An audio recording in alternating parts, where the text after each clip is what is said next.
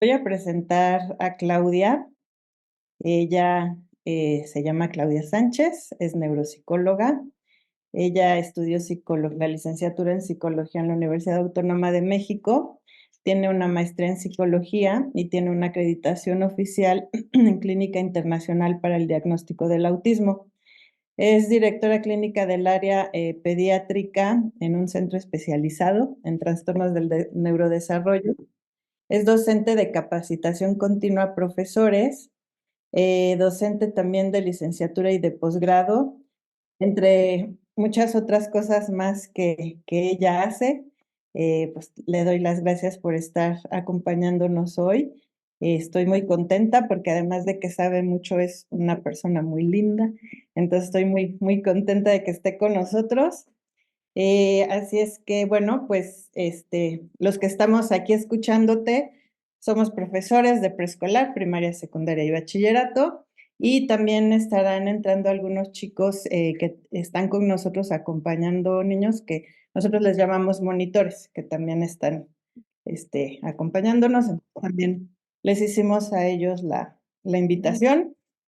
Este, entonces, bueno, pues aprovechemos, escuchemos. Claudia es una persona muy actualizada, entonces nos va a dar información muy puntual. El micrófono, muchas gracias, Clau, y adelante. Gracias a ti, Pili. Buenas tardes a todos. Como dijo la maestra, mi nombre es Claudia, soy neuropsicóloga infantil y bueno, dentro de las muchas cosas que me gusta hacer, una de las más importantes es la atención a pequeñitos que cursan con algún trastorno de neurodesarrollo, desde déficit de atención, hiperactividad, discapacidad intelectual, autismo, problemas o trastornos de aprendizaje, entre muchas otras dificultades que pueden presentar los pequeñiñitos. El día de hoy justamente hablaremos de esas dificultades o trastornos de aprendizaje. Vamos a poder diferenciar en qué momento hablamos de una dificultad, en qué momento hablamos de un trastorno. Y bueno, particularmente la Miss Pili me decía, es que en la escuela, en los salones, tenemos muchos de estos peques a los que les está costando aprender a leer, aprender a escribir. La parte de matemáticas como que no avanzamos, no fluye, ¿no? Y por supuesto que hablando de los niveles más básicos como el preescolar o la primaria, pues comienza a preocuparnos porque sabemos que son las bases y que es lo más importante para que en niveles un poco más avanzados como la secundaria o el bachillerato, pues puedan tener todos o consolidar todos estos aprendizajes, ¿no? Muchísimo más complejos. Pues, el día de hoy estamos justo para revisar qué pasa con estas dificultades de aprendizaje, qué pasa con los trastornos específicos de aprendizaje. Y bueno, como se mencionó, tendremos un momento específico para preguntas, será un tiempo bastante amplio para que podamos comentar cualquier experiencia, cualquier situación. Ya sabemos, ¿no? De yo tengo un alumno que, o a mi hijo le está sucediendo que, o tengo un sobrinito que le está pasando tal cosa, ¿no? O ya me di cuenta de que le suceden cosas medio extrañas. Entonces, ese será un muy buen momento para compartir nuestra experiencia. Pero si durante la exposición, la parte más teórica de esta sesión, tienes alguna pregunta que consideres que es muy importante y que dices, es que si no la hago ahora y si no me lo explicas ahora o si no tengo el concepto ahora, probablemente no pueda seguir avanzando. Con mucho gusto, levanta tu mano o manda la pregunta en el chat, ponle ahí que es urgente y Miss Pili me va a estar ayudando a leer esas preguntas que son demasiado importantes. Si por el momento no tienes ninguna pregunta, no te angusties, probablemente mientras empecemos o avancemos en la presentación te pueden surgir algunas o puedes empezar a identificar a alguno de tus alumnos que cumple con estas características. Entonces, vamos a empezar para ya no perder más tiempo. El día de hoy tenemos que reconocer los trastornos específicos del aprendizaje como una dificultad de el neurodesarrollo. Es decir, pensaremos que aquellos de nuestros alumnos que están teniendo dificultades para el proceso de lectura, para el proceso de escritura o para el desarrollo de habilidades matemáticas, está relacionado con el desarrollo de su sistema nervioso. Es decir, no es flojo, ¿no? No es que no sea tan listo, no es que no seas un buen maestro y por lo tanto no le interese tu clase porque no tienes pedagogía, ¿no? O no lo estás haciendo bien. Muchas de las veces todo lo estamos haciendo bien, ¿no? Es decir, el alumno le está echando ganas, papá y mamá están intentando y están haciendo un esfuerzo por repasar en casa. La pedagogía que tú estás utilizando y todas las estrategias de aprendizaje son las más novedosas, las más divertidas, pero aún así no logramos avanzar en el desarrollo de esas habilidades, y es que tiene que ver con cómo está conectado, ¿no?, el cerebro de tu alumno, que puede ser una forma distinta, y por lo tanto, el procesamiento de la información también es diferente. Bueno, la idea de entender que estas dificultades son de carácter biológico y que hay una explicación un poco más profunda e interna, nos hace también pensar que la intervención o que el proceso de aprendizaje será distinto, ¿no? Y por lo tanto podremos tardar un poco más de tiempo y puede parecer o tornarse de pronto un poco más difícil, pero ya que lo podemos identificar, entonces podemos empezar a accionar sobre cómo solucionarlo o cómo impulsar a ese alumno que está teniendo esas dificultades. Bien, entonces rápidamente una pregunta, dos personas que quieran participar, ¿qué saben en este momento sobre los trastornos específicos de aprendizaje? Por ahí leí un artículo, a mi hijo lo diagnosticaron con eso, tengo un alumno que trajo un reporte de neuropsicología que decía que tenía trastorno de aprendizaje, lo que ustedes conozcan en este momento. ¿Alguien quiere participar?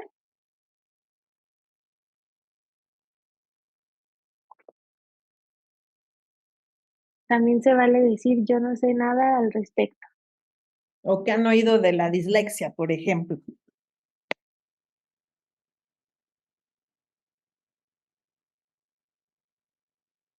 ¿no? Nos da un poco de penita, no se angustien, no pasa nada.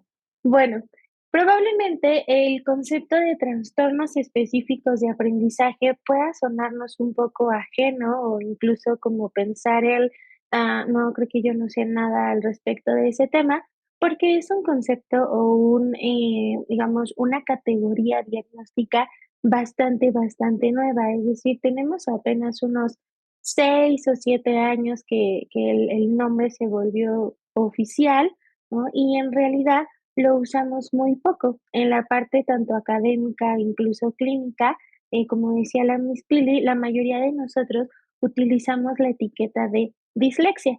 Y el término de dislexia, la verdad es que sí ya tiene bastante tiempo, ¿no? Al menos una o dos generaciones antes de nuestros pequeñitos que ahora están en primaria o secundaria, ya se conocía el término de dislexia, ¿no? Entonces, por aquí Sara nos dice, se observa la dislexia cuando las letras las llegan a invertir en una palabra de manera recurrente. Exactamente, ¿no? Entonces, el término de dislexia tal vez nos suena más familiar. Por ahí también tenemos algunos otros términos como puede ser la disgrafia, ¿no? Que ahí tendríamos que preguntarnos, ¿y entonces cuál es la diferencia con la dislexia? Bueno, la dislexia tiene que ver con errores o dificultades específicos en la lectura, mientras que la disgrafia tiene que ver con errores o dificultades al momento de escribir, ¿no? Son procesos diferentes. Por ahí algunas de las preguntas más interesantes que de pronto hacen es, ¿y se puede tener dislexia pero disgrafia no? Es decir, puedo tener problemas al leer, pero al momento de escribir no tenerlos. La investigación científica nos dice que sí, porque existen circuitos o, digamos, carreteras diferentes para ese procesamiento de la información. Utilizamos un camino para leer, en realidad varios caminos para leer, pero esos caminos son distintos a los que utilizamos para escribir. Entonces, dado que son circuitos diferentes, tiene todo el sentido que uno de nuestros alumnos pueda leer muy bien, pero no pueda escribir, o al contrario, pueda escribir muy bien, pero al momento de leer se le dificulte mucho. Y evidentemente lo mismo va a suceder con la parte de aritmética. Por ahí seguramente ¿tienen algún alumno o han podido identificar que lee y escribe bastante bien, ¿no? Considerando el nivel escolar en el que está, pero en la parte de matemáticas parece que no damos una, ¿no? Nos cuesta mucho trabajo, aunque las explicaciones sean más detalladas, más lentas, incluso utilizando material concreto, le cuesta trabajo, pues ahí tenemos un concepto nuevo que es un poco menos popular, pero quizás más conocido que los trastornos específicos de aprendizaje, que es la discalculia, es decir, la dificultad para poder utilizar toda esta parte de matemáticas, de aritmética, de operaciones básicas, ¿no? Entonces también ahí podemos tener alguna dificultad. Entonces, yo sé que en este momento trastorno específico de aprendizaje puede sonar algo extraño, rimbombante diría yo. Creo que las personas que hacen estas clasificaciones diagnósticas de pronto eligen unos nombres bastante largos y complejos, pero conforme vayamos avanzando te vas a dar cuenta que sabes más de trastornos específicos de aprendizaje de lo que puedes considerar porque tú los vives todos los días en tu salón de clase. Vamos con la parte más teórica, que es conceptos, definiciones, y después iremos avanzando hacia lo más práctico e interesante, ¿sí? ¿Qué son los trastornos específicos del aprendizaje? Bueno, Em, dentro de la patología en salud mental, ¿no? Existe un apartado que se llama trastornos de neurodesarrollo, que se supone, en teoría, son aquellos padecimientos de origen mental que se presentan durante la infancia, es decir, que los primeros síntomas se desarrollan antes de los 12 años y que también, en teoría, tendríamos que diagnosticar durante la infancia. Desafortunadamente no pasa así.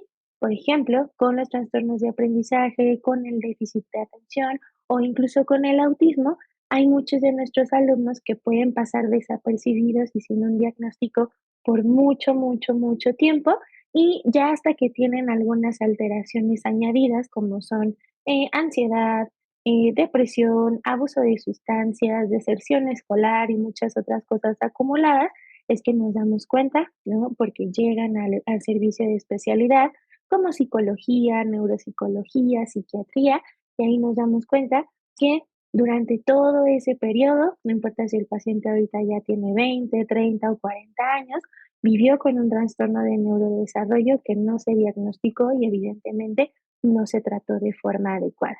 Pues, dentro de esa categoría de trastornos de neurodesarrollo encontramos el trastorno específico de aprendizaje, que se abrevia como TEAP, TEA y P minúscula. La P minúscula es muy importante porque a partir de ahora, cuando tú busques en Google TEAP, ¿no? Y quieras saber un poco más de trastorno de aprendizaje, tienes forzosamente que ponerle la P, porque si no le pones la P, va a decir TEA y entonces te va a dar un montón de resultados respecto al trastorno del espectro autista, que también es muy interesante, pero quizás no es la información que estás buscando. Si es que es lo que nos dicen los especialistas sobre el TEA.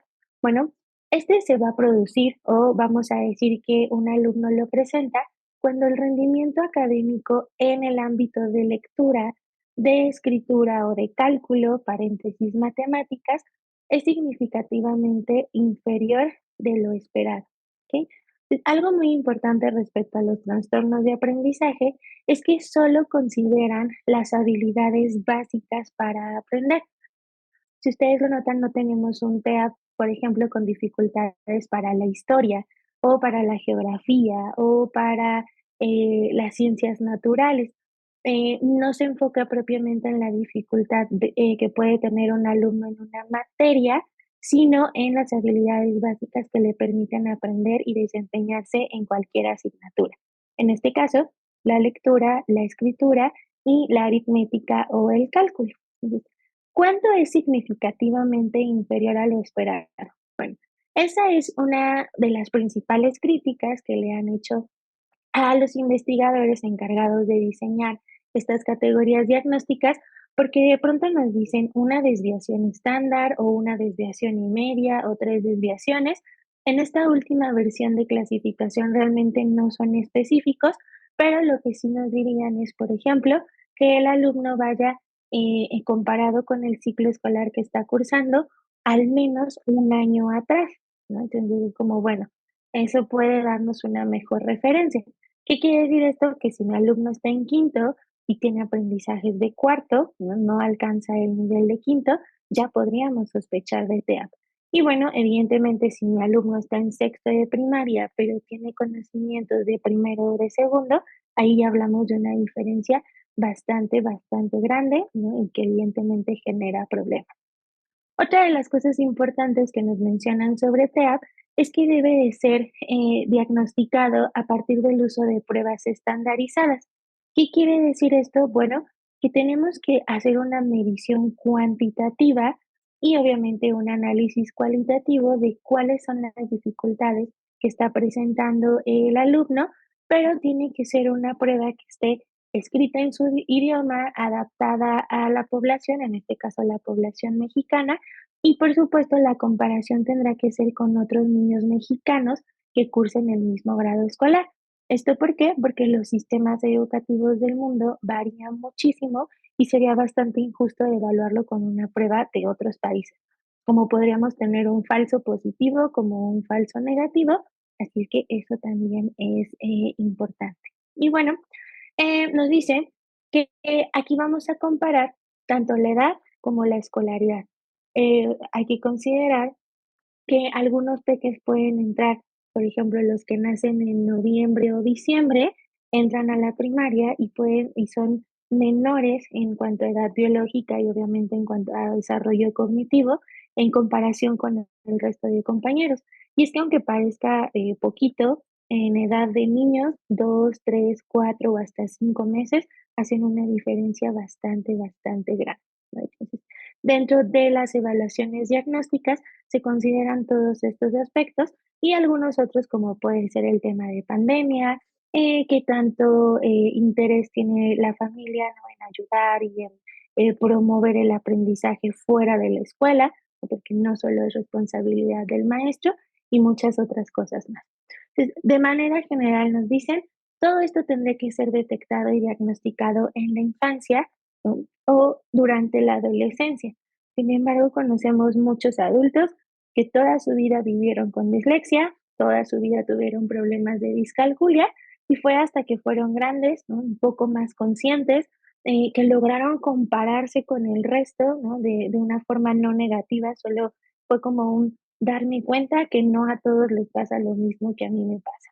Entonces, uno de los objetivos que tenemos como profesionales de la salud mental y evidentemente en la clínica es poder hacer el diagnóstico de la manera más oportuna para evitar dificultades.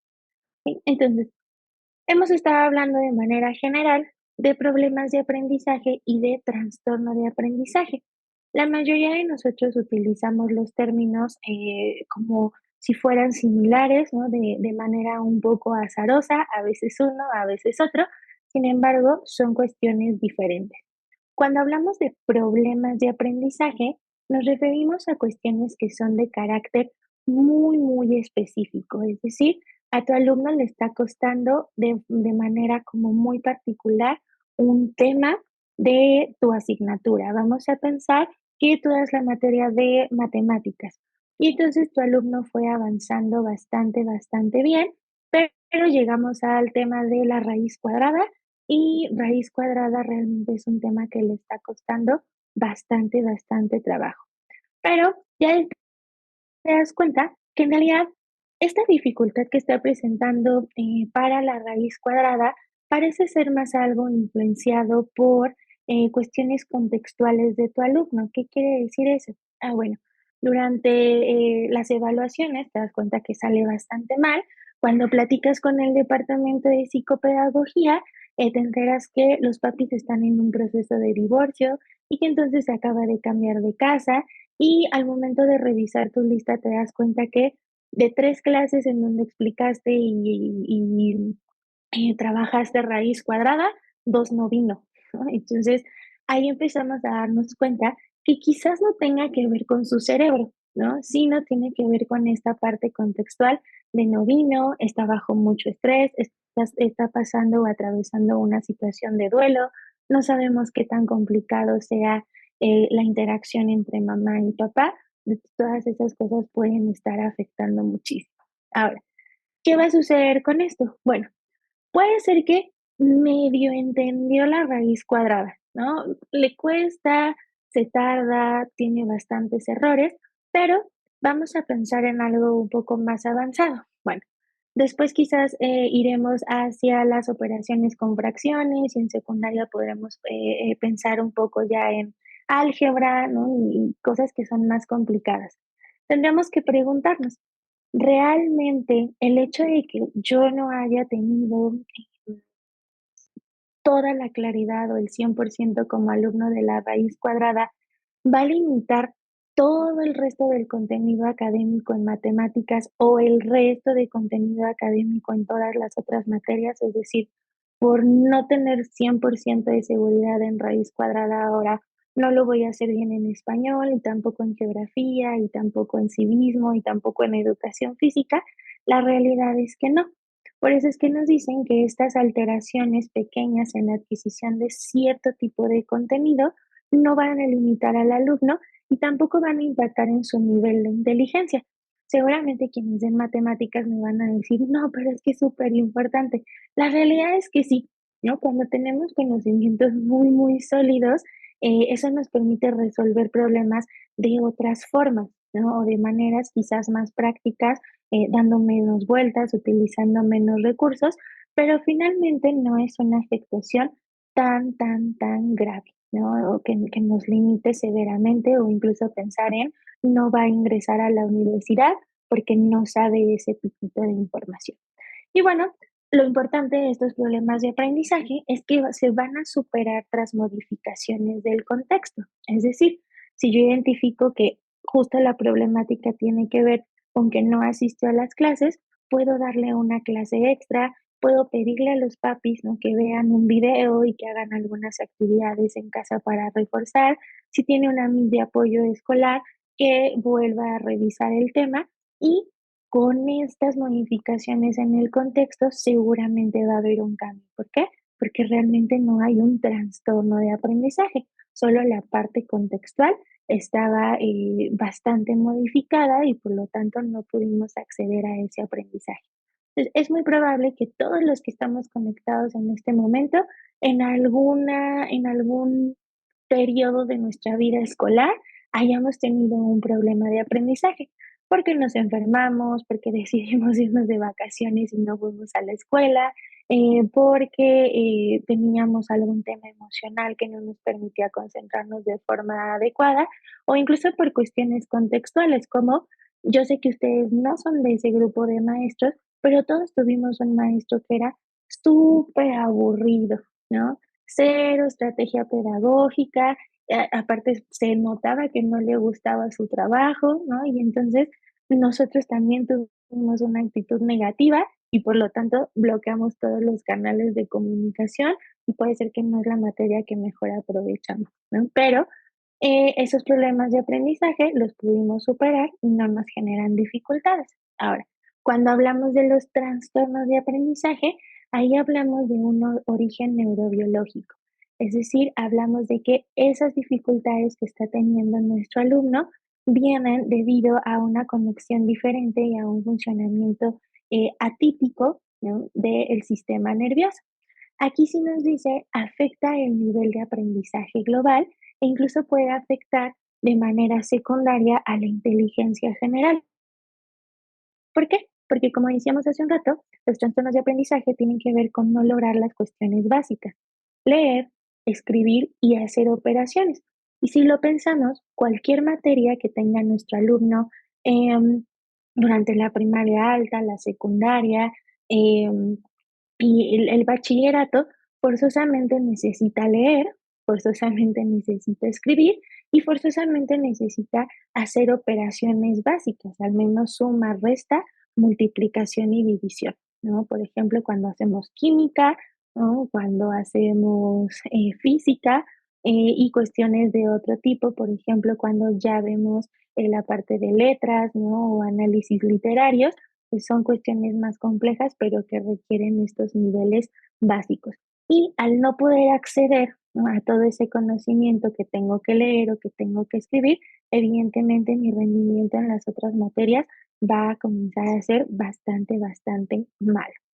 ¿Por qué sucede este trastorno de aprendizaje? La realidad es que todavía no sabemos, no lo podemos explicar al 100%. Entonces elegantemente decimos que es multifactorial porque combina algunas cuestiones genéticas con ambientales, pero sinceramente esa no es una respuesta, o al menos como personas de ciencia no podríamos quedarnos en, pues son un montón de cosas las que influyen, tendríamos que puntualizar cuáles son, pero aún no lo tenemos claro. Lo que sí, hablamos de factores genéticos y de cierta heredabilidad, porque se ha observado en al menos la mitad de los casos que cuando tenemos un alumno con dislexia, con disgrafia o con discalculia, es bastante común que en los familiares de primero o segundo grado exista algún otro tipo de trastorno de neurodesarrollo, que puede ser igual un trastorno de aprendizaje o puede ser un trastorno de lenguaje o déficit de atención, ¿no? Entonces, parece haber una conexión ahí bastante interesante que todavía no podemos explicar al 100%. Y bueno, como les decía hace un rato, en las pruebas un poco más específicas de registros de electricidad del cerebro, de la forma y tamaño de las estructuras que están dentro de nuestra cabeza, se ha observado que sí hay diferencias de cómo se acomodan las neuronas, de cómo conectan, de ciertas proporciones de algunas estructuras como son los lóbulos temporales, ¿no? Entre muchas otras cosas, pero no los quiero aburrir con anatomía. El punto es que sí hay una diferencia importante entre la conformación y la función del sistema nervioso de un alumno que tiene TEA en comparación de un alumno que no lo tiene. Y por lo tanto, eso va a generar dificultades para percibir y procesar la información, principalmente la información que vemos y que escuchamos. Y curiosamente, para poder leer, para poder escribir y para poder hacer operaciones, necesitamos percibir de forma adecuada lo que estamos escuchando y también lo que estamos viendo.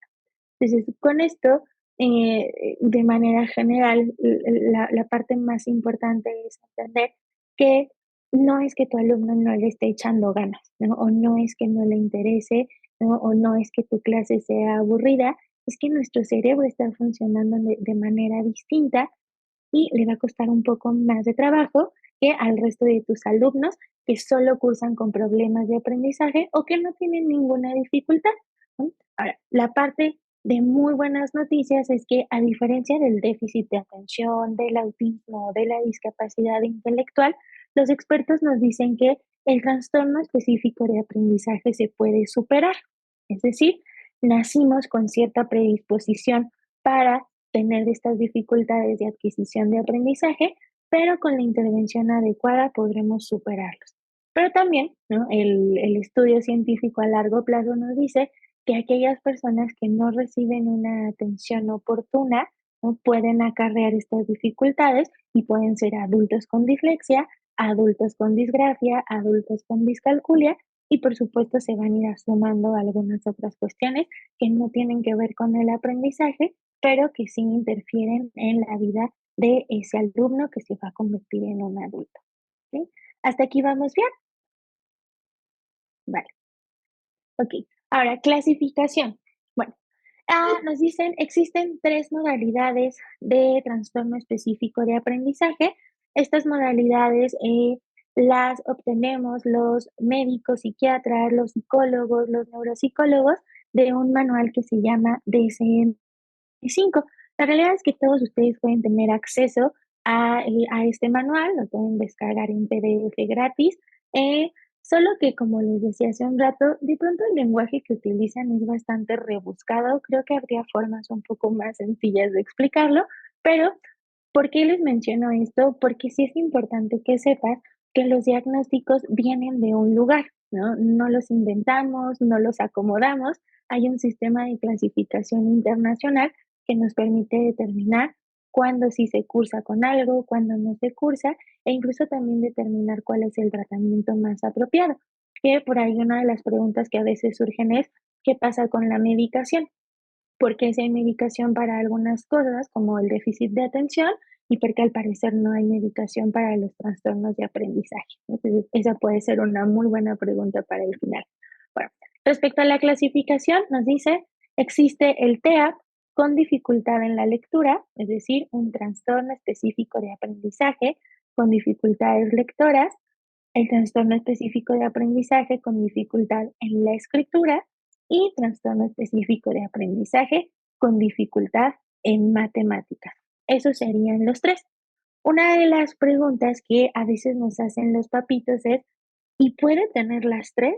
¿No? O sea, parece que son entidades separadas, pero yo veo que a mi hijo le cuesta leer, le cuesta escribir y matemáticas no se diga, ¿no? Es todavía peor. Sí, teóricamente los científicos nos dicen se puede presentar de manera separada. ¿Por qué? Porque existen zonas y circuitos de neuronas distintos para cada proceso. Digamos que piensen que es como un sistema de carreteras. Hay una carretera que nos ayuda a leer, otra que nos lleva a la escritura y otra que nos lleva a las matemáticas. En algún momento, estas carreteras pueden cruzarse o pueden pasar bastante cerca, pero al final son caminos independientes.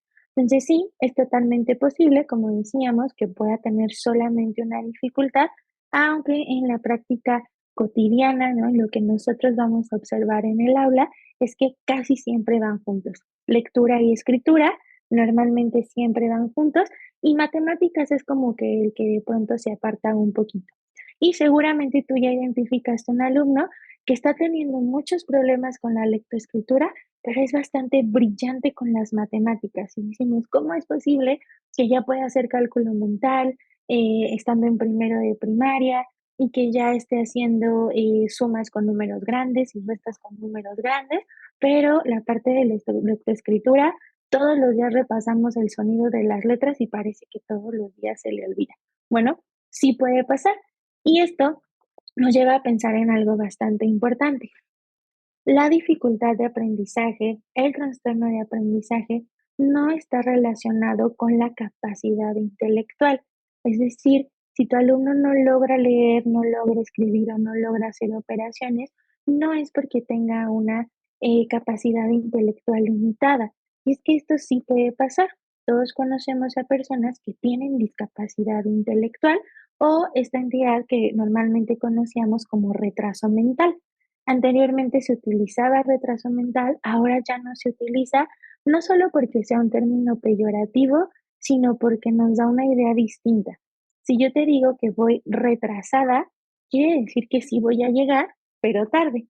En cambio, cuando hablamos de una discapacidad intelectual, entendemos que no voy a llegar a ese nivel esperado. Es decir, que cada vez habrá una brecha más grande entre mi edad biológica, es decir, los 30 años que puedo tener, y el desarrollo cognitivo que no se va a parecer a 30 años, que se va a parecer a 10 o que se puede parecer a 8, ¿no? Y que evidentemente va a haber una diferencia bastante, bastante grande, ¿no? Entonces, importante, tu alumno que tiene trastorno de aprendizaje no es menos inteligente que el resto y de hecho tú te vas a dar cuenta que es bastante abusado para muchas cosas, incluso puede destacar en cuestiones que no tienen que ver con la academia, pero en esta parte académica sí lo va a tener bastante, bastante complicado. Y bueno, esto nos lleva a pensar la importancia de un diagnóstico adecuado con un especialista correcto, y que ahora tú me dirás, bueno, ¿y yo cómo sé si es discapacidad intelectual o es un trastorno de aprendizaje? Bueno, eso es algo que no tienes que saber tú, ¿no? Eso es algo que los especialistas que se dedican al diagnóstico de TEA sí tienen que saber y sí tienen que presentar, pero esto es para que te empiece a hacer un poco más de clic, porque mi alumno parece ser tan listo, tan habilidoso, tan astuto en ciertas cosas, pero no logra desarrollar lectura, escritura o no avanzamos en matemáticas? Bueno, la respuesta es porque su capacidad intelectual no está afectada. Ok. Y bueno, en este punto estarás preguntándote, bueno, ¿y esto cómo se relaciona con la dislexia o con la disgrafia, con la discalculia, que es como lo que a mí me dijeron que íbamos a hablar aquí? Bueno, en realidad estamos hablando de las mismas cosas, solo que ahora tenemos términos actualizados. Conforme vamos avanzando en la investigación, obtenemos mejores recursos para la medición de la forma y la función del sistema nervioso, somos un poco más detallados en los diagnósticos y evidentemente va evolucionando ese sistema de clasificación. Hace 20 años, ¿no? En el manual de clasificación no existía el trastorno de aprendizaje, ahora ya existe, ¿no? Entonces, ¿qué es lo que ha pasado? Solo estamos migrando a términos un poco más nuevos y, como les decía hace rato, un poco más rimbombantes, pero seguimos hablando de las mismas cosas que han sucedido durante mucho tiempo. Y es que seguramente pueden ubicar algún abuelo, alguna tía abuela, alguna vecina mayor que seguro tuvo dislexia, pero en su tiempo eso parecía no existir, ¿no? Es decir, no se diagnosticaba y por supuesto menos se intervenía. Pues lo único que hay que hacer es un contraste entre el concepto, digamos, popular y podríamos decir antiguo o desactualizado y el concepto nuevo. Entonces, ahora la dislexia, que es esta dificultad para leer, ya no se llama dislexia y se llama TEAP con dificultad en la lectura. La disgrafia, que es una dificultad para escribir, ya no se llama disgrafia, ahora se llama TEAP con dificultad en la escritura. Y la discalculia, que es esta dificultad para la utilización de los números y de las operaciones aritméticas, ya no es discalculia, ahora es TEAP con dificultad en matemáticas. Y la verdad es que el momento del diagnóstico es complicado porque hay que escribir una oración enorme como TEAP con dificultad en la lectura, en la escritura, en las matemáticas, de severidad moderada y comórbido con otra cosa. O sea, hacemos un diagnóstico enorme. Sin embargo, cuando nos comunicamos entre maestros y especialistas, podemos seguir utilizando estas etiquetas como dislexia, como disgrafia, como discalculia y por supuesto también con los papitos, porque evidentemente los papitos conocerán más los conceptos que estamos viendo en color azul y menos los que estamos viendo en color amarillo. Pero como sé que tú eres un maestro súper interesado en este tema, vas a empezar a buscar cosas en Google, vas a empezar a descargar información y de pronto te vas a encontrar con este concepto de TEA, ¿no? Y puede generarnos algún ruido, pero ahora que sabes que estamos hablando de la misma cosa, lo único que pensarás es, estoy leyendo uno de los artículos más nuevos respecto a los trastornos de aprendizaje.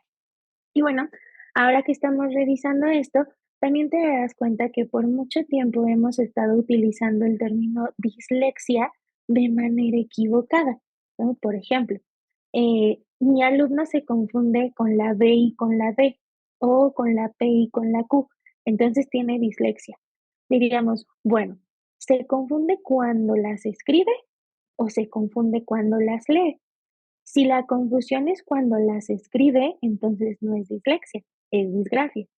Pero si se confunde al momento de leer, lo ponemos a leer en voz alta y intercambia los sonidos entre B y D, entonces sí estamos hablando de dislexia. Pues, por mucho tiempo, o de manera general, a todo le llamamos dislexia y no está mal, no está mal porque no somos especialistas en ese tema y creo que es algo positivo porque entonces estamos notando que hay dificultades, ¿no? Estamos reconociendo que algo no está pasando como debería de suceder y por lo tanto requiere de una atención especializada.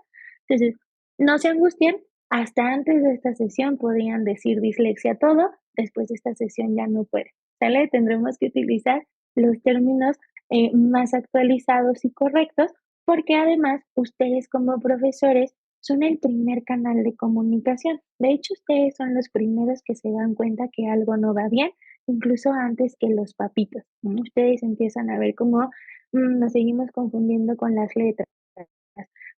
No ubicamos bien los sonidos y también los invertimos. Al momento de escribir no respeta el renglón.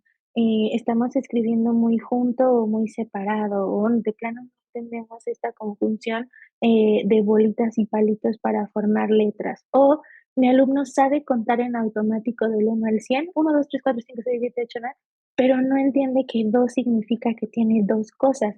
Y por eso cuando yo le digo, ¿cuánto es 2 dulces más 2 dulces? Me ve con cara de, no sé de qué estás hablando, y solo cuenta, ¿no? Del 1 al 100 y de regreso, pero no tenemos ese valor respecto al número, ¿vale? Entonces, ustedes son los primeros que pueden empezar a darse cuenta que algo no va bien, porque además tienen la manera de comparar, ¿no? Tengo otros 20, otros 30 alumnos que multiplicado por 5 salones, que multiplicado por 10 años que tengo de experiencia haciendo esto, ¿no? Me doy cuenta que realmente no está yendo dentro de los parámetros esperados, ¿no? Y que en teoría tenemos la misma formación, es decir, estamos en el mismo salón, recibimos la misma explicación, utilizamos el mismo material. El pequeñito puede tener historia en el Colegio Madrid, es decir, vino de los 3 años de preescolar, ya cursó los 2 años de primaria, ¿no? O sea, en realidad no lo podríamos explicar desde otro lugar o desde otra razón, pero sí nos damos cuenta que algo no está yendo bien. Entonces, son ustedes los que primero se acercan a los papitos, ¿no? Para decir, como que por aquí estamos viendo algunas dificultades. Y bueno, evidentemente ya son los papitos los que se encargan de buscar el especialista indicado para ver qué es lo que está sucediendo, o al menos eso debería de suceder en un escenario ideal. Sabemos que no siempre pasa así, pero bueno, tú cumpliste con esa labor de identificar que hay problemáticas, encender esos foquitos rojos, ¿no? De algo no va bien, y bueno, los papitos eran los encargados de llevar ese proceso y el área de psicopedagogía de presionarlos lo suficiente para que no se les olvide, ¿ok? Y bueno, ¿por qué es tan importante que tú lo reconozcas, que tú lo identifiques y lo comuniques de acuerdo a cómo sea el proceso administrativo en tu colegio? Bueno, se estima que aproximadamente entre el 10 y el 20% de niños y adolescentes en etapa escolar van a presentar TEAP, ¿no? Entonces, ¿cuánto sería el 10 o el 20% de alumnos en tu salón? ¿No? Si estamos hablando, por ejemplo, que en tu salón son 10 niños, tendríamos al menos 2 con dificultades importantes para el aprendizaje y podrían estar cursando con un trastorno. Si son 20, entonces ya son 4, ¿no? Y entonces empezamos a darnos cuenta que cada vez tenemos más y más. Y si a esto sumamos que además tenemos un 4% con TDAH, un 2% con autismo, hasta un 10 o 20% con temas emocionales como ansiedad y depresión, nos damos cuenta que en realidad sí somos expertos en neurodesarrollo porque todo el día convivimos con este tipo de situaciones. Bueno, algo también muy interesante respecto a los trastornos de neurodesarrollo es que parecen ser más común en la población masculina. Es decir, tenemos una proporción que va de 2 a 1 o de 3 a 1, es decir, por cada niña que es diagnosticada con trastorno específico de aprendizaje, 3 niños también cumplen con el diagnóstico. Estas explicaciones aún no las podemos como respaldar en el sentido de explicarte por qué sucede así, pero sucede de esa manera. De hecho, por ejemplo, en autismo, el color es azul justamente porque afecta a una mayor cantidad de niños sobre niñas. También aquí se han hecho algunas preguntas respecto a el tema de diferencia de género, ¿no? Y qué tantas oportunidades tienen nuestras niñas de acudir a la escuela, sobre todo en países en vías de desarrollo, ¿no? Países de tercer mundo, qué tantas oportunidades tienen y por lo tanto, en caso de presentar un trastorno, pues qué tan probable es que se le diagnostique. Pero también estos estudios se han hecho en países desarrollados, ¿no? Y parece suceder el mismo fenómeno. Entonces, no lo podemos explicar del todo, pero sucede. Ya desde ahora empieza a pensar cuáles de tus alumnos en el salón, ya sea en preescolar, en primaria, en secundaria o incluso en bachillerato, tienen estas dificultades, ¿no? Leen demasiado lento, al momento de leer confunden los sonidos y dicen una letra por otra, no comprenden lo que leen, aunque lo lean 2, 3 o 4 veces, o en la parte de la escritura, ¿cuáles de tus alumnos invierten las letras? Escriben el 3 como una E mayúscula, están confundidos entre la B y la D, la P y la Q. Hay incluso algunos pequeños que pueden estar confundidos con la R, la S y la N, ¿no? Que visualmente no son similares, pero y en los sonidos tampoco, pero aún así llegan a confundirse. ¿Qué pasa con ese alumno que, em, si tú le dictas mapa, escribe pama, ¿no? O sea, parece que sí identifica las sílabas, pero las invierte de orden? ¿Qué pasa con ese alumno que no logramos que escriba pequeño dentro del cuadro, se hace una letra grande, una pequeña, y empieza a escribir en el renglón y luego ya se empieza a bajar y escribe en el otro? Seguramente eso ya te ha sucedido. O en la parte de matemáticas, lo mismo, ¿no? Ese alumno que puede hacer planas y planas de los números y a lo mejor ya se sabe su nombre, pero al momento de tratar de que haga operaciones con esos números, no parece entender que sumar es poner cosas y que quitar es, que restar es quitar, o que multiplicar es tener o hacer más conjuntos, y que dividir es partir, ¿no? Que son los conceptos más importantes para la parte aritmética. Entonces, comienza a pensar cuántos de tus alumnos pueden estar en esta situación y podríamos hacer nuestra propia estadística respecto al porcentaje de niños que cursan con TEA, al menos en el Colegio Madrid, ¿vale? Y bueno, ¿por qué nos importa tanto? No solo nos importa porque sean muchos, ¿no? Finalmente, aunque fuera solo un pequeñito dentro de tu salón que está teniendo dificultades, sería lo suficientemente relevante para atenderlo. El problema no solo tiene que ver con ir retrasados en el aprendizaje académico, reprobar años, tener que ir a clases de regularización, al curso de verano especializado en lectoescritura, ¿no? Y todo lo desgastante, ¿no? Física y emocionalmente que puede ser, y evidentemente económico para las familias, sino porque el TEAP siempre viene acompañado de otras cosas que se llaman comorbilidades. ¿Cuáles son los más comunes? Los trastornos depresivos y los trastornos de ansiedad. Tenemos alumnos de 5 o 6 años que odian la escuela, ¿no? Y de verdad ya no quieren ir, y decimos, híjole, le faltan 20 años todavía, ¿no? Si es que le va bien. Entonces, la parte depresiva y de ansiedad tiene que ver con esa poca sensación de logro, con toda esta parte conductual de siempre soy el castigado, siempre soy el regañado.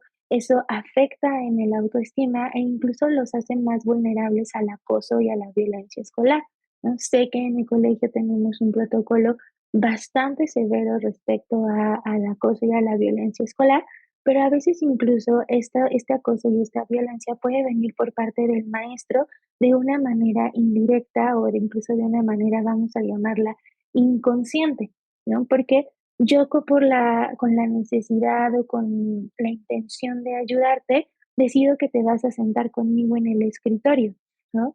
Bueno, eso puede ayudar a que quizás te concentres más, puede ayudarme a mí a observar qué estás haciendo y corregirte a tiempo, promover un aprendizaje sin errores, pero también de alguna forma me señala como alumno, ¿no? Soy el burro, soy el lento, soy el que necesita ayuda, soy el que no puede, ¿no? Entonces, eso evidentemente me pone en un sitio muchísimo más vulnerable. Y bueno, finalmente, la deserción escolar es una de las cosas que más suceden, ¿no?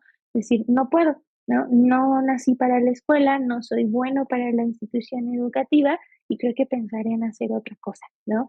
Hay algunos pequeñitos que nos dicen, yo voy a ser TikToker, entonces no necesito ir a la escuela. Cuestiones de este tipo son justamente las que queremos evitar, ¿no? Además del TEA, tener em, algunos otros trastornos que pueden incluso poner en riesgo la vida. Y bueno, al final, los estudios prospectivos a largo plazo nos dicen que aquellas personas que no logran resolver, ¿no? O transitar este trastorno específico de aprendizaje de una manera favorable y amable, de manera global, tienen un menor ingreso económico y, por supuesto, una menor calidad de vida. Entonces, eso es algo que tú podrías resolver al identificarlo de manera oportuna. Entonces, ¿cómo se diagnostica? Requerimos de una evaluación neuropsicológica en donde se va a evaluar la capacidad intelectual, es decir, el nivel de inteligencia, que es como lo primero para poder hacer esta diferenciación de si estamos hablando de una discapacidad intelectual que puede ser muy leve y que casi no se nota, pero que está ahí, o simplemente es algo relacionado con la lectura, con la escritura o con la aritmética. Por eso es que se requiere de una evaluación neuropsicológica que valore inteligencia, atención, memoria, percepción visual, percepción auditiva, funcionamiento ejecutivo, uso del lenguaje. Evidentemente se evalúan las habilidades escolares y se compara el grado que tiene el pequeñito con lo que sabe, ¿no? Como una especie de prueba o examen de diagnóstico cuando entran los peques al grado escolar, ¿no? Y con toda esa información, más una evaluación del estado emocional, es decir, cómo está el ambiente en casa, cómo es la dinámica familiar, si tenemos síntomas de depresión, síntomas de ansiedad, y incluso en algunas ocasiones estudios neurológicos como electroencefalogramas y resonancias o tomografías para descartar que haya una cuestión biológica. Por ejemplo, hay muchos pequeñitos que pueden tener ciertos tipos de epilepsia, crisis de ausencias o epilepsias nocturnas que van a presentar dificultades en el aprendizaje, pero que no es TEAP, ¿no? Es porque están teniendo crisis epilépticas. ¿Cómo se resuelve? Dando medicamento, ¿no? Y aparentemente el trastorno de aprendizaje se quita, o no es que no tenían trastorno de aprendizaje, tenían epilepsia y eso estaba afectando. Por eso es súper importante que envíes a tu alumno con un profesional adecuado para que pueda hacer ese diagnóstico de manera correcta. Pero tú eres la primera línea, tú eres el primero que se da cuenta que algo no está yendo como debería de ir. Ahora, ustedes dirán, bueno, y entonces, ya que me dijiste todo eso, entonces esto quiere decir que yo no puedo ayudar, digo, porque no soy neurólogo, no soy psiquiatra, no soy neuropsicólogo y la verdad con todo el trabajo que tengo que hacer, tampoco tengo la intención de serlo. ¿Ok? No te preocupes, no eres un especialista en TEAP certificado, pero en realidad sabes más de lo que tú consideras y has puesto en práctica muchas cosas que seguramente han funcionado. Entonces, ¿qué es lo que puedes hacer? Bueno, cuestiones rápidas que podemos aplicar en el aula. Bueno, la explicación de por qué se tienen, o de una de las teorías que se aproxima al por qué nuestros alumnos tienen TEAP, tiene que ver con el procesamiento sensorial. Entonces nos dice, tenemos que trabajar sobre 4 cosas principales, que son la conciencia fonológica, el razonamiento perceptual y la orientación en el espacio, la memoria de trabajo y la automatización de hechos y procesos aritméticos. Entonces, ¿eso en español qué es? Bueno, en español vamos a ver que en realidad son actividades que tú ya haces. La conciencia fonológica tiene que ver con cómo procesamos y reconocemos los sonidos del lenguaje. Realmente no es una cuestión auditiva. Nuestros oídos pueden funcionar perfectamente, pero como no escuchamos con los oídos, en realidad escuchamos con nuestro cerebro, es muy importante cómo ese cerebro procesa la información sonora.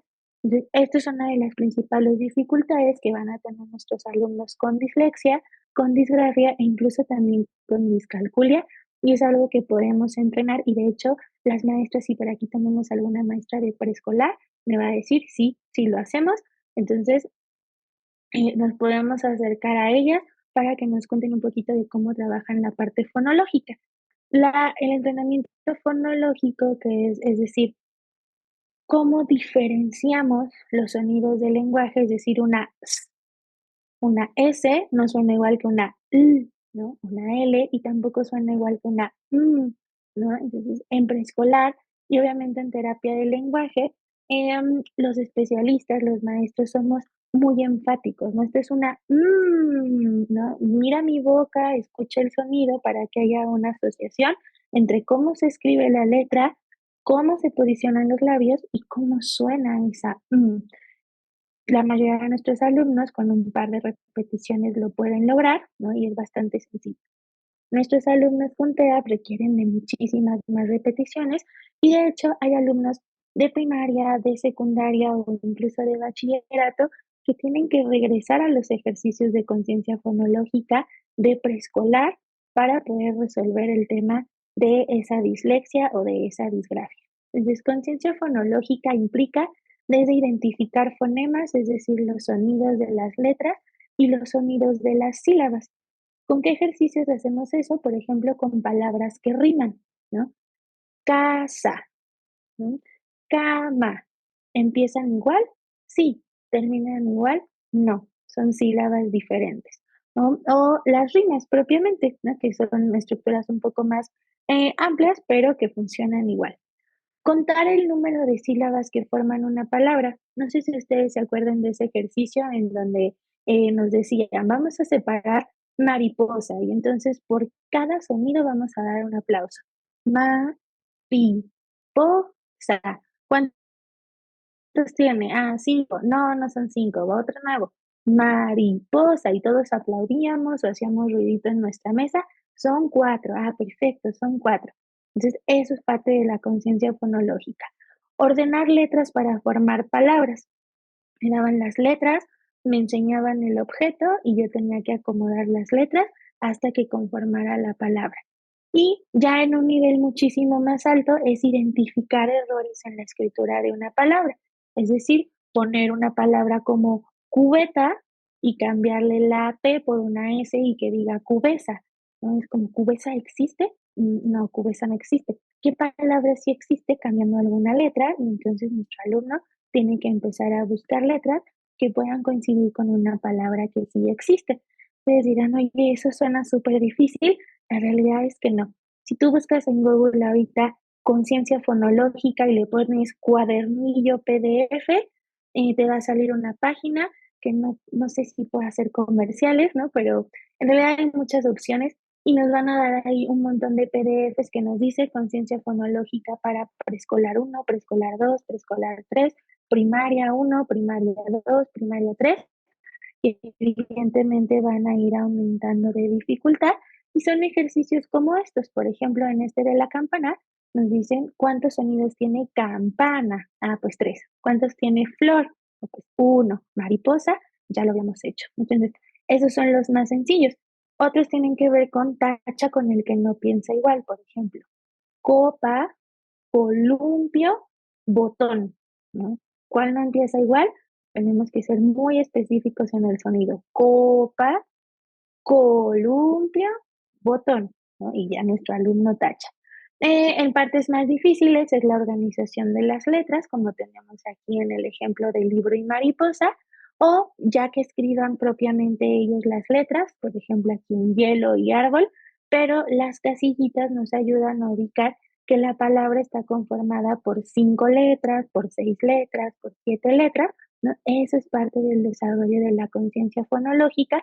Son ejercicios muy sencillos y son ejercicios que ya encontramos en internet, pues no tenemos que quebrarnos demasiado la cabeza. Lo único que tendríamos que ver es en qué nivel se encuentra mi alumno para no ponerle ejercicios que son demasiado fáciles o ejercicios que son demasiado difíciles y que no va a lograr. Razonamiento perceptual y orientación espacial. Algo que se ha identificado en nuestros alumnos con dislexia, disgrafia e incluso discalculia es que no tienen una buena orientación espacial ni una percepción corporal adecuada. Dentro de terapia, lo que nosotros trabajamos es la orientación en el espacio, por ejemplo, que puedan diferenciar derecha e izquierda, arriba y abajo, adentro y afuera, y ustedes dirán, oye, pero mi alumno de secundaria va a hacer eso. Ustedes hagan un ejercicio mañana y digan, a ver, rápidamente levanten su mano izquierda y van a ver cómo hay unos que como que hacemos esto, como que volteamos a ver al de al lado porque no tenemos esa conciencia inmediata de cuál es nuestra derecha y cuál es nuestra izquierda. Por eso es que cuando tú le das pistas a tu alumno de con pancita o con pompitas, no le sirve mucho porque no identifica adelante o atrás.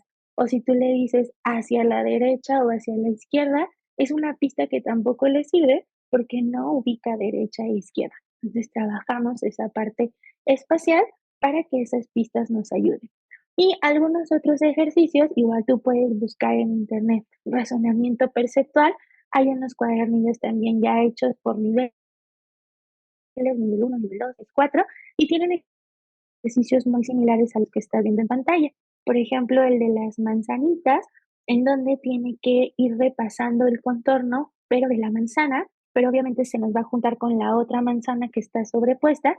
Entonces, la idea es ubicar como figura y fondo, ¿no? ¿Qué forma parte de mi figura importante y cuál es parte del fondo que no es tan importante? Y estos ejercicios de los puntitos que también nos ayudan a ubicar en el espacio, líneas diagonales, el espacio o la separación entre una u otra valla. Hay ejercicios de estos que son muy simples, que solo son rayitas, círculos, no figuras muy básicas. Hay otros que ya son mucho más complejos, ¿no? En donde tenemos como ciertos polígonos mm, con muchas líneas, entonces igual dependerá del nivel en el que esté tu alumno. ¿Y por qué esto es importante? Bueno, porque nuestra escritura es una combinación de de palitos y de bolitas, pero lo importante no es hacer palitos y bolitas solamente, sino tener una buena disposición espacial. Es decir, ustedes podrían escribir algo como esto y decir que es una A, porque la definición de una A mayúscula son dos palos grandes y un palo chiquito. Pero lo importante es cómo están esos palos, ¿no? Los grandes tienen que encontrarse en la parte de arriba y tienen que estar inclinados, y el palo chiquito tiene que estar horizontal y justo en el medio de los otros dos que están encontrados. Entonces, vean todos los conceptos que necesitamos.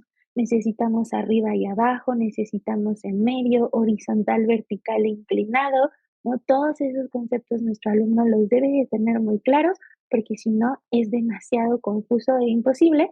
Entonces no vamos a escribir una A, vamos a hacer una configuración de líneas que no significan nada. Entonces, esa es la parte importante del razonamiento perceptual. Y aunque a nosotros, de pronto como adultos y como generación, no nos encantan los videojuegos, la realidad es que los videojuegos ayudan muchísimo en este razonamiento perceptual y en esta orientación en el espacio. Si ustedes han intentado jugar alguno de estos juegos como de misiones, con el control tú puedes ver hacia arriba, hacia abajo, hacia los lados, girar en 360, ¿no? Todo esto ayuda a ese razonamiento perceptual. Lo único que tendríamos que ser cuidadosos, pues, es evidentemente en el tipo de contenido de ese videojuego, ¿no? Si es o no apropiado para la edad de mi alumno. Y finalmente, trabajar la memoria de trabajo. La memoria de trabajo tiene que ver con poder mantener información para utilizarla. Pues, ¿por qué es importante? Cuando tú me dices que escriba mariposa, que es una palabra larga, yo tengo que empezar a decir ma y recordar la M y la A, que sigue de ma, ri, po, sa. Si mi memoria de trabajo no es buena, entonces, ¿qué va a pasar? Probablemente repita alguna sílaba o me coma algunas letras y la palabra finalmente pues no va a quedar puesta, ¿no? Nos dice Sara, ella ha tenido alumnos que se confunden al escribir P y Q o D y D en prepa. Sí, de hecho hay universitarios o alumnos de posgrado que siguen teniendo esas dificultades justamente porque no tuvimos un diagnóstico oportuno.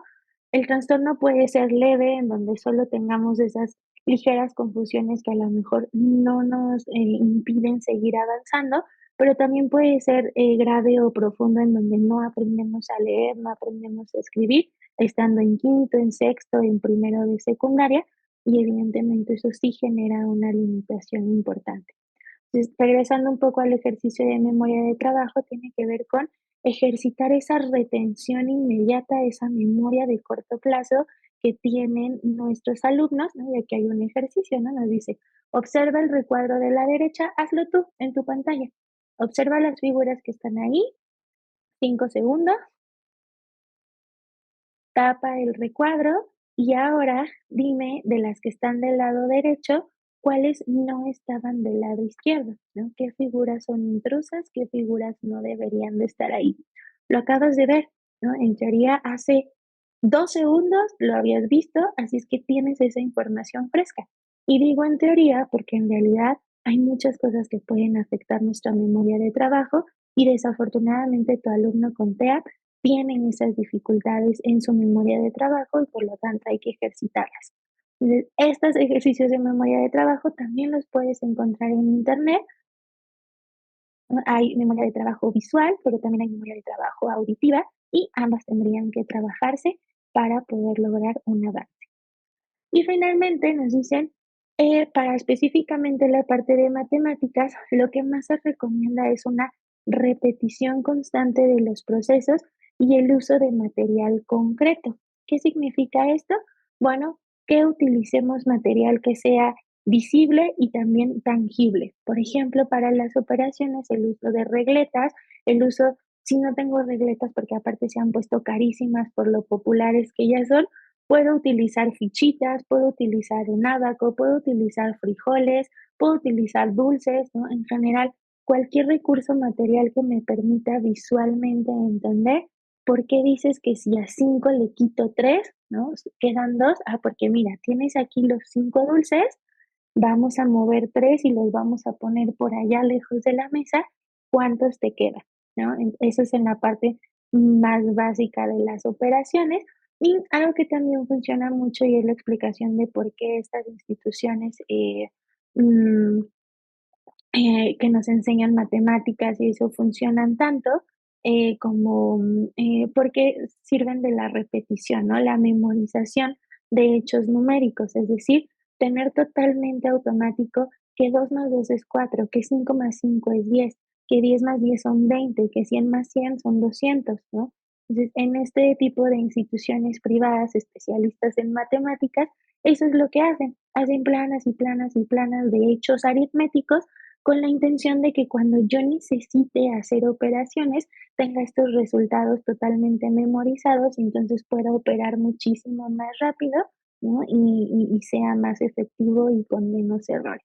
Entonces, igual, si tú buscas automatización de hechos numéricos en Google, vas a encontrar ya manuales, PDFs totalmente estructurados con muchas actividades que puedes poner para tu alumno. Lo único que necesitas es buscar, o más o menos ver en qué nivel está, ¿no? Y empezar con estos ejercicios. Esto es lo que hacemos los especialistas, ¿no?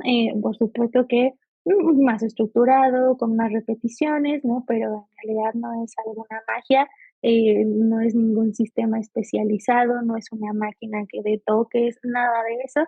En realidad tiene que ver con una práctica más concreta, más repetitiva y evidentemente con un ritmo un poco más lento, que a veces sé que en el salón es difícil de llevar porque tenemos que seguir avanzando con todos los que están ahí, ¿vale?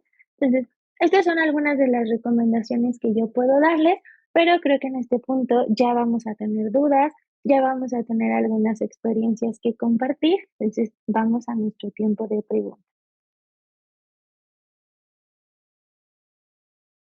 Pueden ser ambas.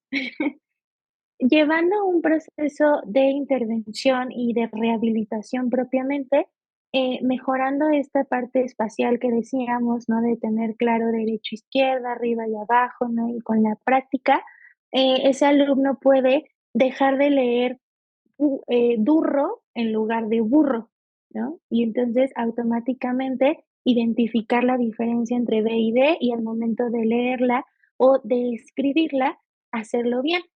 Pero también puede pasar que genere mecanismos de compensación.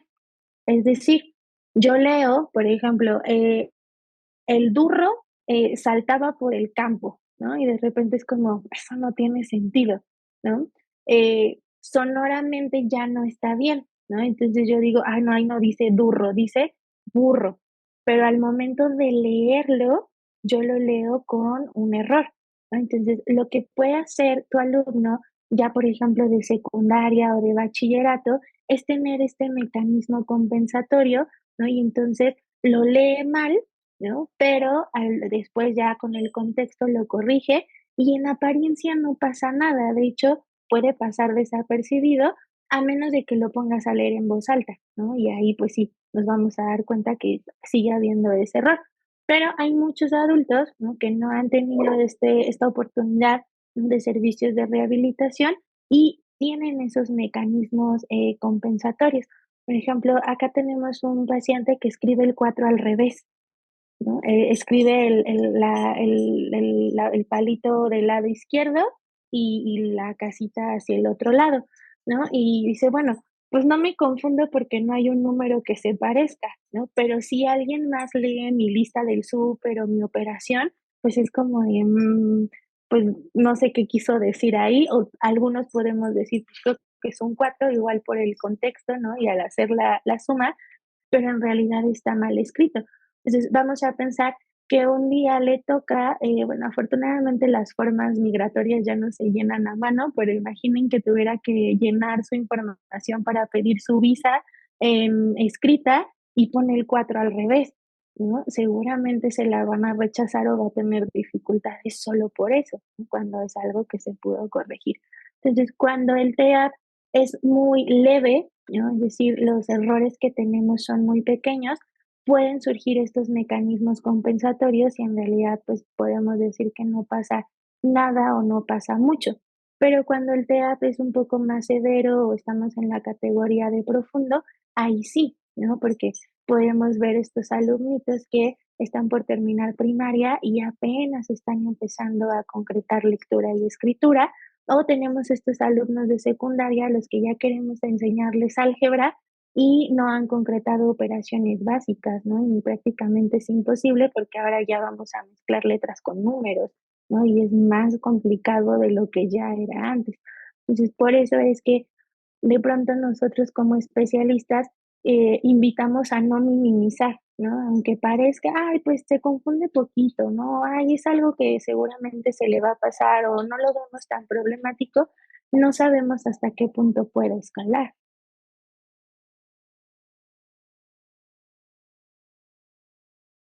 Ok, bueno, desde la explicación neurobiológica, tu cerebro aún tiene plasticidad, ¿no? O sea, aún tenemos la posibilidad de aprender nuevas cosas, corregir aprendizajes. La pregunta aquí sería, digo, pensando en que hacer ejercicios, ir incluso con un especialista, pues genera un gasto de tiempo, ¿no? De esfuerzo económico. La pregunta sería es, ¿qué tanta disfunción te genera a ti?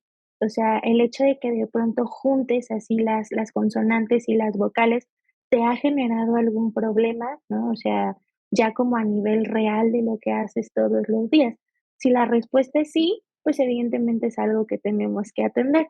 Si la respuesta es no, pues sinceramente yo te diría, tienes 40 años viviendo así, ¿no? O sea, no pasa nada, ¿no? Pero incluso si tú lo tomas como un reto personal de a mí me gustaría escribir bien, ¿no? O sea, no me gusta que estas cosas me pasen. Sí, sí hay ejercicios que pueden ayudarte a mejorar, ¿no? Este aspecto de, esto se considera, sobre todo como porque tú ya sabes leer y escribir, se considera un desenganche de la atención. O sea, de pronto tu atención se desconecta, empiezas a hacer esto, ¿no? Y ya sabes, puedes darte cuenta, ¿no? Entonces sería como entrenar para evitar esos desenganches atencionales, ¿no? Y poder escribir con una estructura adecuada. Pero aquí, por ejemplo, en tu caso, sí sería ya en función de, pues, lo que tú decidas, ¿no? De qué tanta dificultad te genera. En el caso de un alumno, no podemos tomar ese riesgo, ¿no? Así de, pues, yo creo que igual y no le pasa nada, ¿no? Es como, no, vamos a procurar que le salga bien, que lo haga lo mejor posible y ya de adulto, si quiere corregir algunos otros pequeños detalles, qué bueno, y si no los tiene mejor, no tendremos que hacer ningún esfuerzo mayoritario después.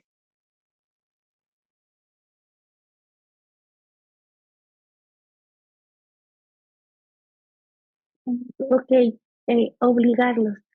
¿Obligarlos en qué sentido? Yo sé que no podemos, ¿no? Nosotros y con los conozco porque de pronto me toca, ¿no? Ver cómo me mandan en el cuadernito así de los 10 recados, ¿no? De: "Es que no puede, es que le está costando, es que hoy pasó esto", ¿no? Y como que hay algunos papitos que les cuesta reaccionar. O lo primero que tenemos que pensar es o una, de verdad los papis están tan desconectados, ¿no?, del desarrollo de su peque que suele o que puede suceder que no lo dimensionan, o la otra es, los papis ya se dieron cuenta, pero están en una negación, ¿no? Y es que recibir un diagnóstico de que algo está mal, a nadie nos gusta, ¿no? De hecho, muchos vamos al doctor con miedo de que nos diga que tenemos algo, ¿no? Entonces, no llevarlo al especialista, no llevarlo a un diagnóstico, es justo esa evitación, ¿no? De, pues, yo sé que está mal, pero no quiero saberlo, ¿no? Y es como cerrar los ojos y hacer como si no estuviera pasando. Entonces, tenemos que intentar conectar con esa sensibilidad, y algo que a nosotros aquí en el centro nos ha funcionado mucho es, cuando los papis están en esta negativa de: "No, es que va bien, es que", y los hemos tenido, la maestra está loca, quiere que haga un montón de cosas, ¿no? Y no es apropiado. Lo que hacemos, tenemos aquí, y ustedes las pueden descargar, son los exámenes diagnósticos por grado escolar, ¿no? Hay examen diagnóstico para primero, segundo, tercero, cuarto de primaria, secundaria. Entonces, es como, a ver, ¿en qué año está tu hijo? No, pues que en segundo de primaria. Bueno, aquí está el examen de diagnóstico de segundo. La tarea de este fin de semana es que lo vas a contestar con él, ¿no? Y ya que lo tengas, en la siguiente consulta lo traes, ¿no? Y entonces cuando llega el papá o la mamá es como, es que ni siquiera entendió la instrucción, ¿no? Es que le dije cómo lo tenía que hacer y no lo pudo hacer. Es decir, ¿de verdad esto es lo que tiene que hacer mi hijo? Digo, esto es lo que tendría que hacer tu hijo en segundo de primaria pública, ¿no? O sea, el nivel es todavía más básico, ya te diste cuenta que la misma está loca, ¿no? O sea, sí tenemos una dificultad y empezar a conectar con esa emoción de, sí, imagínate, ¿cuánto te costó, no? Porque muchas veces también los papitos nos dicen, y no, nos tardamos 3 horas en hacerlo, y lloró, y se frustró muchísimo. Eso es lo que le pasa todos los días en la escuela, ¿no? Llora porque no puede, se siente mal porque no puede, se frustra y termina enojado, ya no quiere entrar a la clase, ¿no? A veces ya no quiere hacer equipo ni con sus amigos.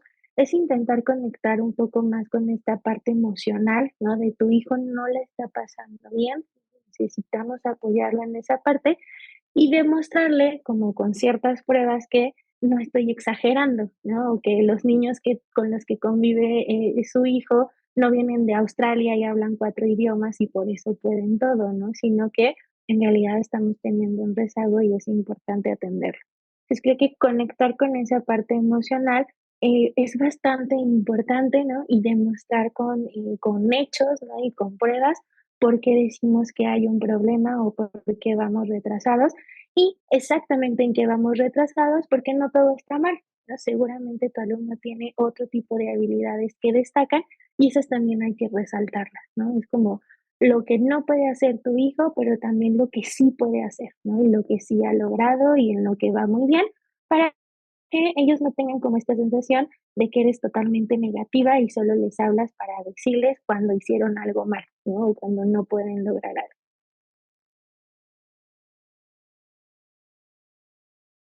Okey, respecto a la neuroplasticidad, los últimos estudios nos dicen que incluso los adultos mayores tienen cerebros plásticos, o sea, todavía hay oportunidad de reconexiones, ¿no? Y de, recuperación de circuitos, pero es menor, ¿no? Menor, a que en comparación con los niños, ¿no? Por ejemplo, a un niño le podemos quitar la mitad de su cerebro, ¿no? Y la, neuroplasticidad puede ayudar a generar nuevas conexiones y la función puede ser del 100%.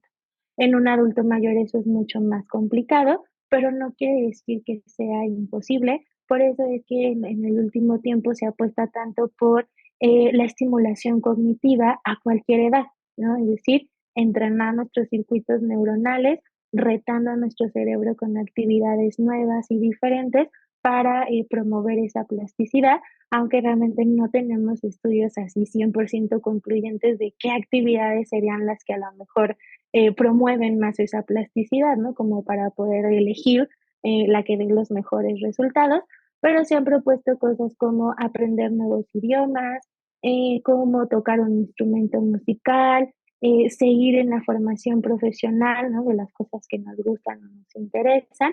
Y obviamente también está involucrada la parte de una buena alimentación, el ejercicio, ¿no? Y la parte genética, ¿no? Algunos de nosotros desafortunadamente tenemos una predisposición genética a enfermedades como Alzheimer, como esclerosis múltiple, ¿no? Y bueno, eso es algo difícil de controlar, pero podemos hacer nuestro mejor esfuerzo.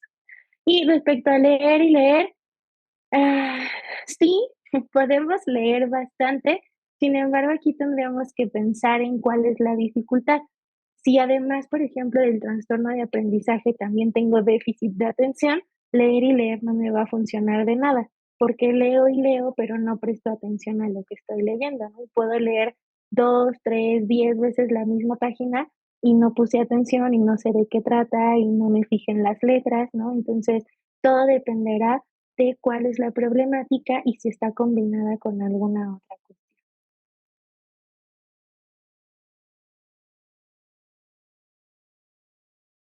¿Ok?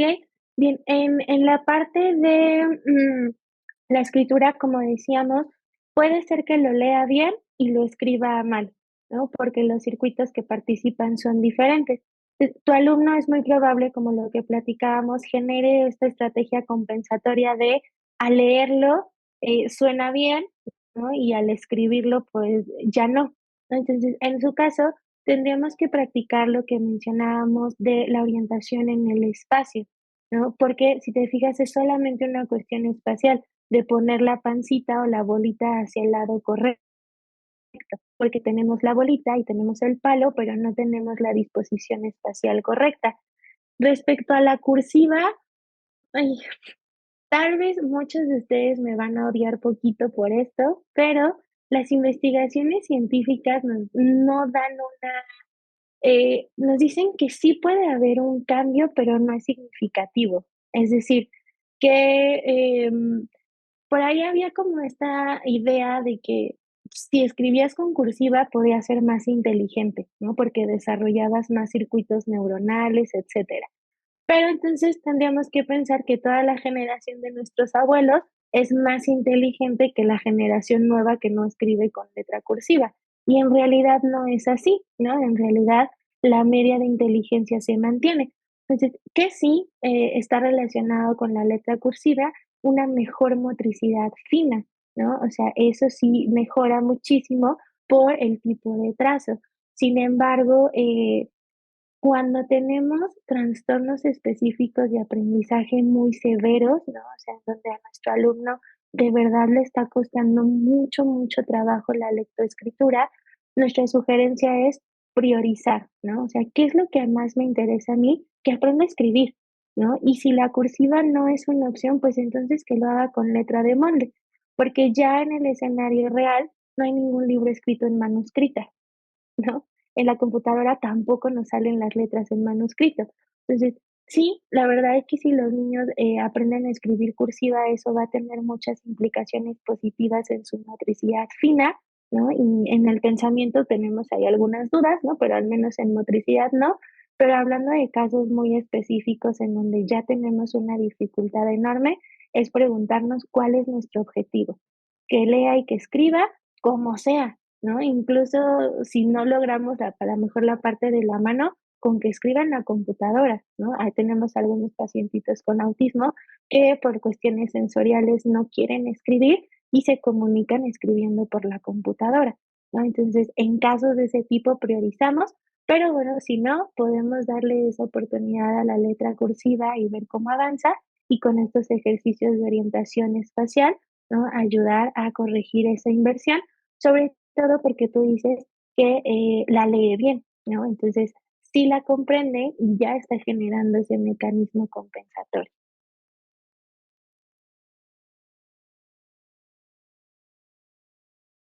Bueno, esta parte de la coordinación, la gimnasia cerebral trabaja algo que se llama praxias.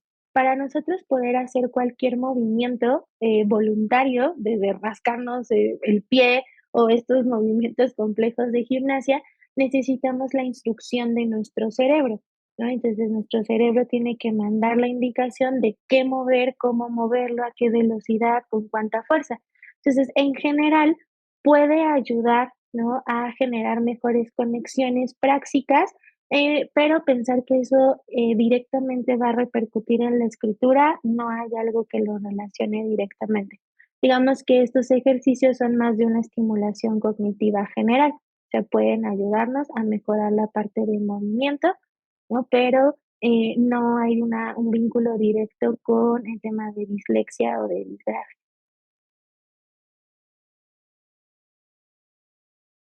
Cuando no hay una identificación de o vemos que se confunde con los colores, lo primero que necesitamos es una revisión orgánica, es decir, descartar problemas visuales como lo que nosotros conocemos como daltonismo, ¿no? Que todos hemos escuchado hablar de eso.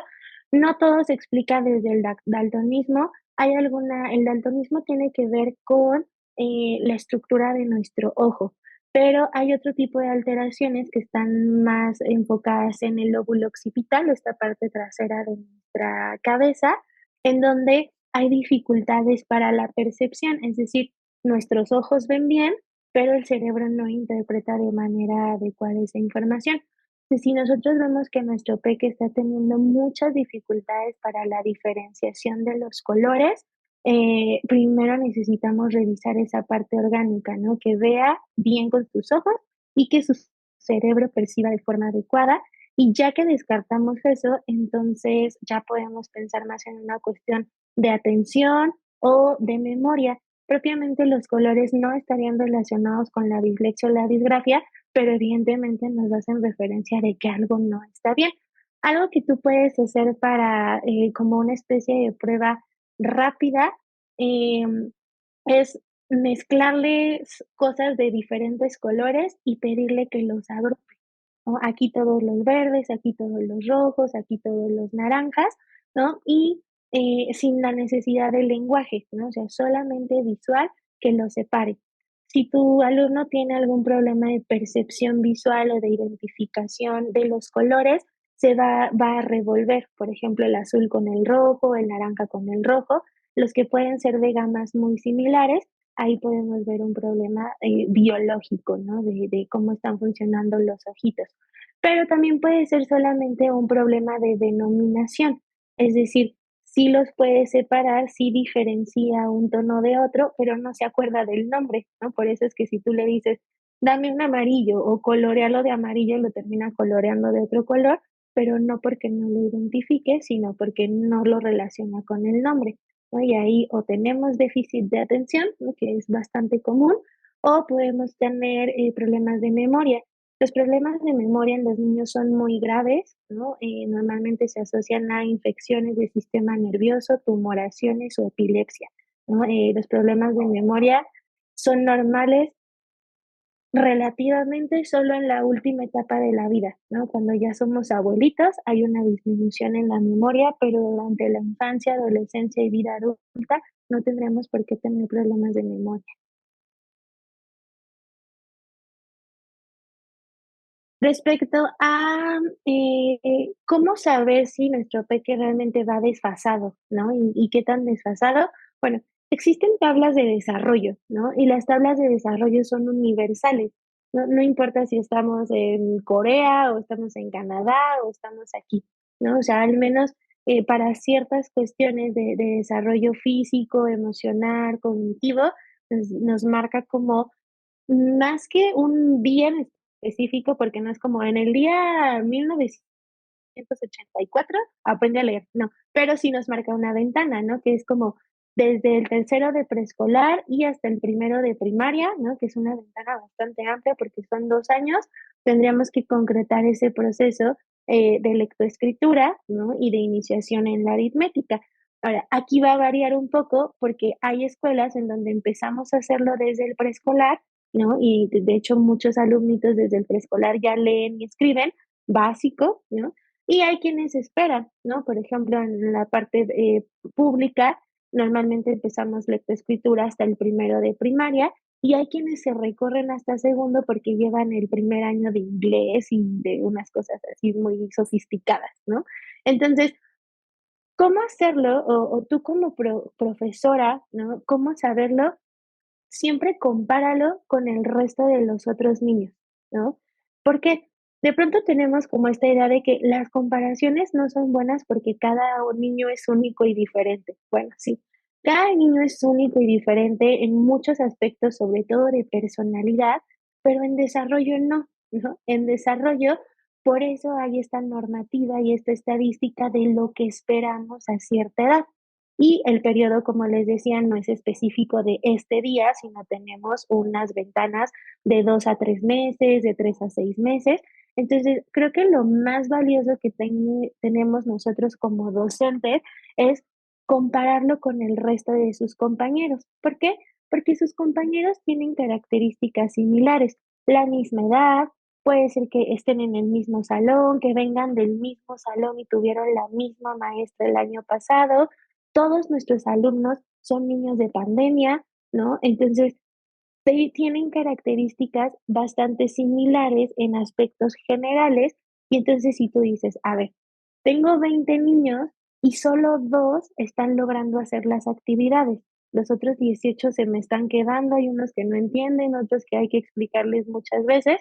Entonces, ahí te da ese espacio de pensar de: "Hoy creo que me aloqué", ¿no? Creo que le exageré mucho a la actividad y hay que bajarla un poco.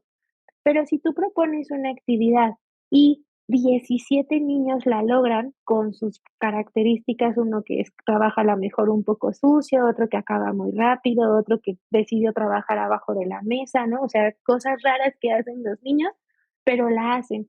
Pero y tienes esos 3 que no, que necesitan una explicación extra, ¿no? Necesitan apoyo, necesitan que lo acompañes a hacer la actividad, entonces esos 3 ya no ya se nos están saliendo de promedio, ¿no? Entonces, cuando te cueste trabajo determinar como, vamos bien o no vamos bien, enfócate en tu alumno y compáralo con los otros 10, 20, 30 que tengas, ¿no? Y más o menos di, bueno, está como en este grupo, está como en este, o no entra en ninguno, no entra ni en los que acaban rápido, ni los que acaban en medio, ni en los que acaban pero se tardan. Él estaría en un grupo de los que de verdad ni siquiera lo hacen, porque no entendió qué es lo que tiene que hacer, ¿no? Y ese es el mejor parámetro para darnos cuenta que algo no va bien. La comparación saludable con el resto de sus otros compañeros, ¿ok?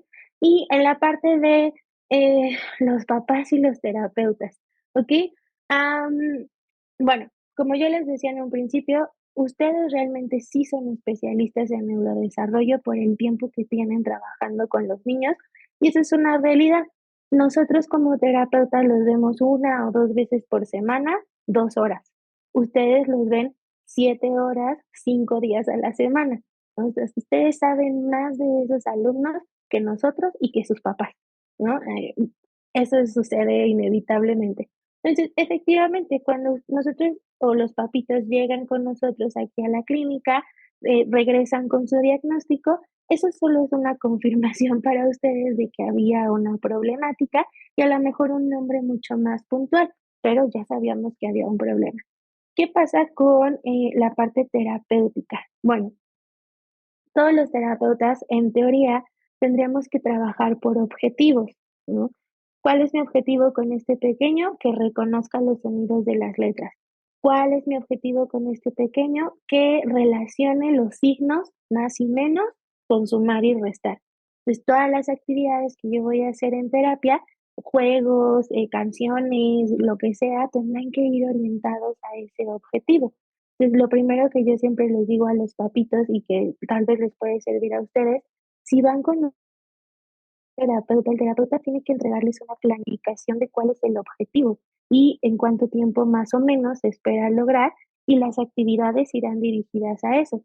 Que de pronto tenemos la idea de que la terapia es ir a platicar o es ir a jugar, ¿no? Y en realidad los niños sí van a jugar porque se intenta que sea divertido, ¿no? Lo más entretenido posible, pero todas y cada una de las actividades tienen un objetivo. Entonces, si tu terapeuta no trabaja por objetivos, pues probablemente no sea terapeuta, ¿no? Y entonces hay que buscar otro. Lo mismo, si yo como profesor me doy cuenta que no estamos avanzando, ¿no? Que no hay un cambio y que teóricamente está en terapia, hay que mencionarlo a los papás, ¿no? Así de, a ver, no se ve ninguna diferencia. Es más, preguntarle así como, ¿tú notas una diferencia? O sea, ¿tú ves a tu peque diferente? No, pues la verdad es que no. Entonces tal vez es momento de cambiar de terapeuta, ¿no? Y eso desafortunadamente sucede, pero es una guía de en qué momento saber cuándo, dejar y saber que como papá de un peque con dificultades, tengo, ¿no?, todo el derecho de abandonar la terapia porque no está funcionando, pero también de exigir esta planeación, ¿no?, de qué es lo que vas a hacer con mi hijo los 2 3 días a la semana que viene y qué es lo que se supone que estamos trabajando, porque además también tendrías que dejarme tarea, ¿no?, cosas para practicar en casa cuando no vienes a la terapia. Entonces, sí, ahí ustedes también pueden cuando identifican que la terapia no está funcionando, hablar con los papás y ser muy honestos de, a ver, estás invirtiendo tu fin de semana, tu dinero, ¿no? Y no hay un resultado, entonces necesitamos hacer cosas diferentes. No nos da tiempo, la verdad, de responder todas las preguntas y nos van surgiendo otras, pero si tienes alguna duda o si quieres comentar algún caso muy puntual, así de yo tengo un sobrino que, yo tengo un alumno que, aquí en la pantalla te dejo mi contacto, mi correo electrónico y mi número de teléfono en caso de que necesites apoyo con algo. Y claro que sí, sí, cualquier tema relacionado con neurodesarrollo, yo estaré muy agradecida de su invitación. Muchas gracias.